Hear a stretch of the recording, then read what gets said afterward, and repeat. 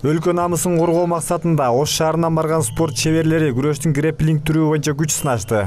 60тан ашуу мамлекеттин спортчулары катышкан сынак 4 күнгө созулду. Жыйынтык чыгарылган соң мелдештин катышуучулары кечээ 24 октябрда Ош шаарына кайтып келишти. Алардын арасында өзү жаш болсо да дүйнө чемпионатына биринчи жолу катышкан Нурсултан Жусупалиев бул мелдештен чоң сабак алганын айтат.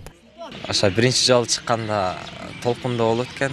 Ошо толкундап адашып калдым бир жерде полуфиналда. Эми ушунча даярданып жүрдүм ошол. Даярданып барып бирде алганда мындан жакшы болот эле. Эми ошентип утсак болот экен. Буну барып жерди көрүп ушундай кыргыздар деле, кыргыз жигиттери башка элдин жигиттеринен калышпайт экен, аны көрүп келдик, эмне кылдык.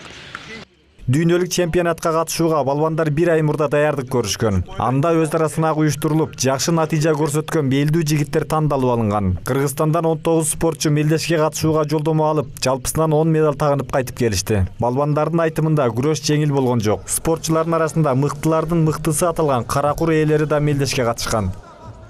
Атаңдаштарыбыз 15-16 соперник болду. Өзү общем 34 мамлекеттен келди. 34 мамлекеттен келди. Мен весимде 84 килограммда 16 мамлекеттин катышуусу катышты. Мен ойлойм, слабый эмес, уровень аябай высший, бул жерден чемпионат мира болуп атат.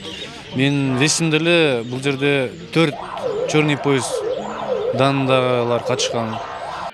Спортчулардын айтымында мелдеш учурунда талаш тартыштар да болбой койгон жок. 100 килограммдык салмакта эки спорттун түрү менен күрөшкө түшкөн Нурбек Исмаилов алтын медаль үчүн күрөшүп жатканда калыстар тарабынан катачылык кеткенин айтышат. Бирок Нурбек мырза ага карабай мелдештен байгелүү орундарды камсыздаган.